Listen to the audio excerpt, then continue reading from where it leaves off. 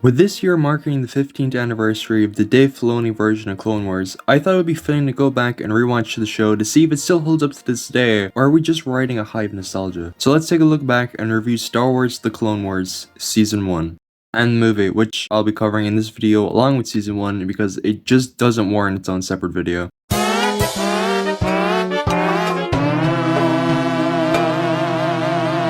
Yeah, I bet some of you watching probably forgot about the Clone Wars movie, and honestly, I don't blame you one bit. This movie was painfully mediocre and just a slog to sit through, feeling more like a test of endurance, to be honest. Essentially, the movie follows Anakin Skywalker and his new Padawan, Ahsoka Tano, who by today's standards is a beloved fan-favorite character, but here, Jesus Christ, she's really annoying. Hey, if I'm a Jedi, don't I outrank you, Captain who's been training for this war since birth while I literally just got here?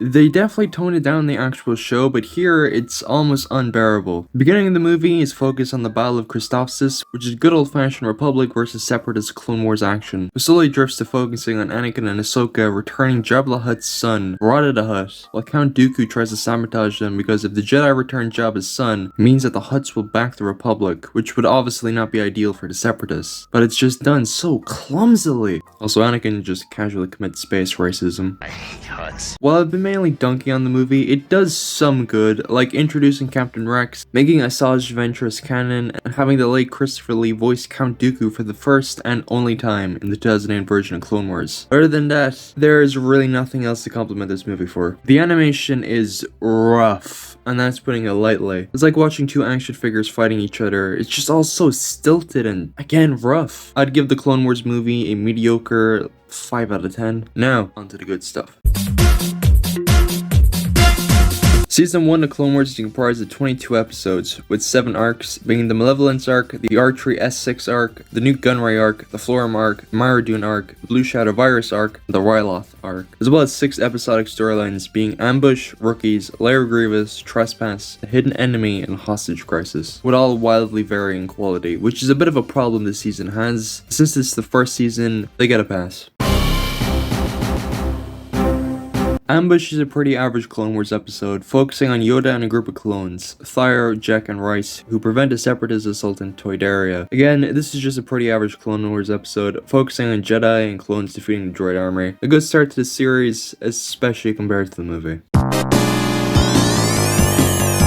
Okay, let's first address the elephant in the room, which is the pretty rough animation. Like, it is really stiff here. It's very noticeable that the character models are just snapping into place, although thankfully it only affects to this arc. Speaking of which, this arc is pretty good. It's kind of surprising that we never saw a ship like the Malevolence again during the Clone Wars, because goddamn, this ship is a beast. Being able to rupture an entire fleet of Venators in one shot, which is the main conflict of this arc, showing that the Separatists aren't to be taken lightly, despite the competence of their droids. The first episode of the arc focuses on Plo Koon and a couple of Wolfpack troopers trying to survive in an escape pod in the wreckage of their fleet after the Malevolence fucked their shit up. The scenes of the droids searching the wreckage and killing off survivors one by one was surprisingly gruesome, well, to some extent, and is one of the very few times they felt kinda menacing. Although Plo Koon and survivors get out of there by the skin of their necks in a pretty intense scene of the Twilight, yes, the ship from the movie, outrunning the blast from the Malevolence. The second episode of the arc is where shit goes down, with Anakin leading a group of Y-Wings to bomb the Malevolence, and again, another pretty intense scene. Also, they really got their mileage out of the laser charging animation, which is pretty similar to another deadly space station in Star Wars. The third episode of the arc, however, is where it kinda drags on a bit. But the second episode, the Malevolence is pretty much on the verge of completely falling apart. So to boost the episode count of the season, Padme just shows up and is taken prisoner by Grievous, leading to a game of cat and mouse, and outs Obi-Wan as a fraud, because canonically, Grievous says hello there first. Plagiarism at its finest. Which, speaking of Grievous, he's really not in Clone Wars all that much, especially compared to other villains like Count Dooku and the droids, I guess. The arc ends in the funniest way possible, with Anakin and Padme redirecting the Malevolence to crash into the nearby moon. Also, Grievous hanging up on Dooku is the funniest shit. Like, the awkward 1-second pause before he hits the button is perfection. For first arc, this was pretty good. Though again, the animation is noticeably rough here in the early episodes, but at least Ahsoka has been toned down compared to the movie, which is a big positive season 1. Man, Rookies is the best episode of season 1. There's no contest. The episode focuses on Domino Squad. Don't get attached to any of them. Well, except Echo, I guess. Oh, and These clones were too good for this world. The squad is staged in an outpost, which is pretty typical stuff, until the commando droids arrive. That's when shit hits the fan. Even Rex and Cody showing up couldn't save them. Pour one out for Heavy though. The sacrifice will be remembered. As I mentioned before, this episode is the very best of season 1 and highlights the bonds the clones have with one another. But that Gaelic clone sounded weird. It really felt like Bradley D. Baker couldn't decide on whether he should go with an Irish accent or Scottish accent. Kinda just Frankenstein's the accents together. No hate though, but it's a bit jarring. Leave him alone. They kept him in his growth jar too long. This arc fucking sucks. This is the biggest waste of time the show has ever produced over its 7-season run. Essentially, R2 gets nabbed by Grievous and is replaced by this a poor excuse for a light switch. The droid sabotages the Republic again and again, but not once do they decide to ditch the droid because he's so scrunkly. At least R2 offed this annoyance by the end of this abysmal arc. If you want to experience this without having to endure this train wreck of an arc, just play through the LEGO Star Wars tree levels. But still, this was such a slog to sit through. Worse than the movie, I would say. The animation is extra quality for this arc. Like, look at this. Who approved this? Not even the narrator is excited for this arc. The man sounds like he's clinically depressed. At least the music is surprisingly funky, especially for Star Wars. Nice change of pace from the usual soundtrack. I think that's the nicest thing I've said about this arc. Really, that's the only nice thing you can say about this arc. Thankfully, the quality picks up again, even if we do have to sit through an episode focused on Jar Jar, who honestly, hot take? Isn't that bad in Clone Wars. They play into his comedic side a lot, but try to balance it out when the story demands for it. He does kinda mess everything up here though, such as absolutely flattening Padme ship. There's a lot of moments too where people just start mourning Jar Jar's death after he gets into some tomfoolery. Jar Jar's dead, 3PO. Not again. It was interesting to see the dynamic between Anakin Afar and Padme. We're at opposite political ends of the spectrum. Though he does switch teams by the end of the episode, also they really play heavily into Jedi Jar Jar a bit too. The second episode of the arc puts Newt Gunray on trial for war crimes, which is the exact wording of the narrator. But oh no, there's another imposter amidst the ranks of the Republic. This half of the arc focuses on Ahsoka and Master Luminara guarding Gunray until Asajj Ventress sneaks onto their cruiser and starts blowing everything up, and the imposter frees Gunray. He gets what's coming to him in the end though. Captain Ari Gus, more like Captain Ari Sus. This arc starts the train of Republic troopers questioning the war and what truly separates Republic soldiers from the droid army. Big fan of this stuff. Overall, another great arc despite how short it is. The bonding between Ahsoka and Luminara was pretty wholesome, despite how much I absolutely despise that word after the writers drove it into Dante's third circle of hell. We don't really see Ahsoka interact with that many Jedi throughout the Clone Wars, aside from Anakin and the Council of course, so this was pretty neat to see. So, remember when I literally just said Rookies is the best episode of season 1? Well, LAIR GREVIOUS is a superb contender for that title. The episode focuses on Kit Fisto and his former apprentice, as well as his squad of clones. Don't get attached to anyone in this episode. Feeling pretty salty after Grievous hung up on him, Dooku gets revenge by letting Fisto's squad roll up into Grievous' own house. The test of strength, which almost ends poorly. He does get his revenge though at the cost of gore. RIP. This episode highlights a pretty fundamental aspect of Dooku testing his apprentices, something that would almost result in his death later in the show. Twice, might I add. Another great episode that highlights just how dark and brutal the show can get, especially for a kid's show. I know. Groundbreaking take right there.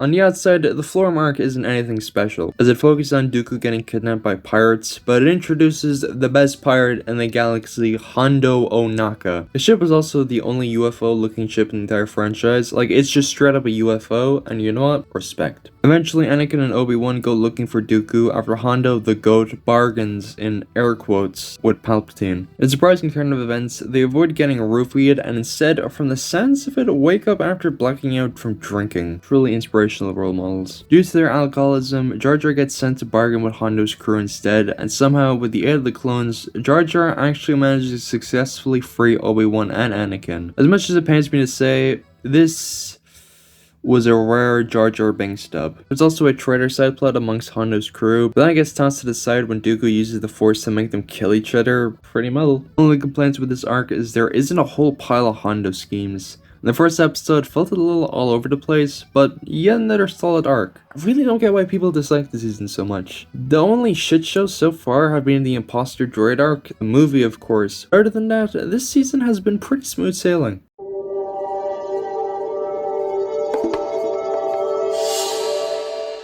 I don't know the general consensus of people's opinions on this arc, but it's pretty fun. The arc begins with Ahsoka and Anakin being sent to save Aayla Secura and her crew while their capitalist ship is slowly crashing down to the planet below. But as they're escaping the Venator, it combusts. So Anakin has to pull a Grogu and hold back the flames with the Force, which results in the cruiser getting blasted into hyperspace, stranding them on a planet inhabited by these, like, lemur guys? That have Scottish accents, but are led by an Irish lemur guy, so this arc is already perfect. As Anakin is injured, Rex has to stay behind to guard him, which causes hijinks to ensue, with the more aggressive animals on the planet attacking them. Unsurprisingly, the lemurs want no part in the war, which extends to refusing to defend themselves because it was destined by fate for them to die, or something like that. The villain of this arc is also played by George Takei, so again, this is just a perfect arc. This firebomb tank is pretty dope as well. Fortunately for the lemurs, they ignore their dumbass leader and defend themselves, defeating the separatists. Overall, this arc, as I mentioned before, is just really great and really fun. Pacing was decent and made what on paper sounds like a mediocre concept surprisingly enjoyable.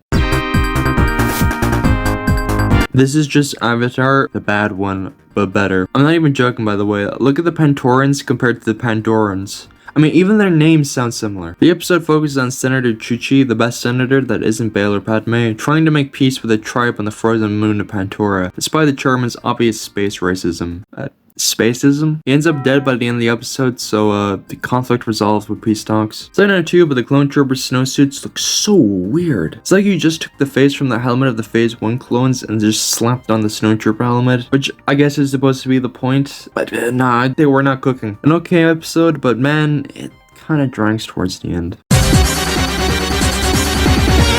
Ignoring the fact we're over halfway through the season, this episode is a prequel to the Clone Wars movie, set in Christophsis where, there's another imposter among us, which is a clone that was paid off by Ventress, and it brings up a good point of not wanting to follow orders like a droid, although he completely undermines his point by blowing up the Republic's base. The giant droid is kind of insane though. Still, another good episode, but it probably should have been earlier in the season.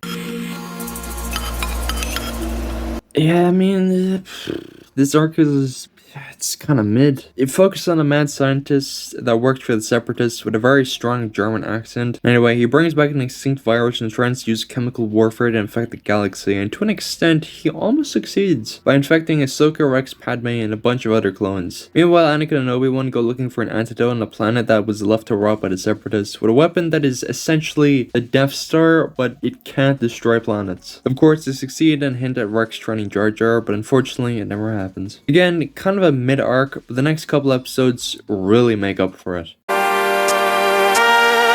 Yeah, this is the best arc of season 1, because we actually see the Republic struggle, like really struggle against the Separatists, with gunships getting shot down left and right. Not to mention Ahsoka recklessly getting her entire squad sent back to the lobby in her first flight mission, and refusing to retreat, which is pretty selfish on her part. It works as character building later in the episode. The main conflict is with Hera's dad, who being French, unsurprisingly wants to lead a revolution against the current RYLOTH government, because I mean, look at their senator. Doesn't he just scream not corrupt? Compared to the general population that's starving? Markster and Boyle get their own rambunctious episode, being some of the very few times 212 clones, aside from Cody, actually get a chance to shine. Their episode revolves around them protecting a kid from the droids to free her people, with some funny Waxer and Boyle moments, true and true. Don't get attached to Waxer though.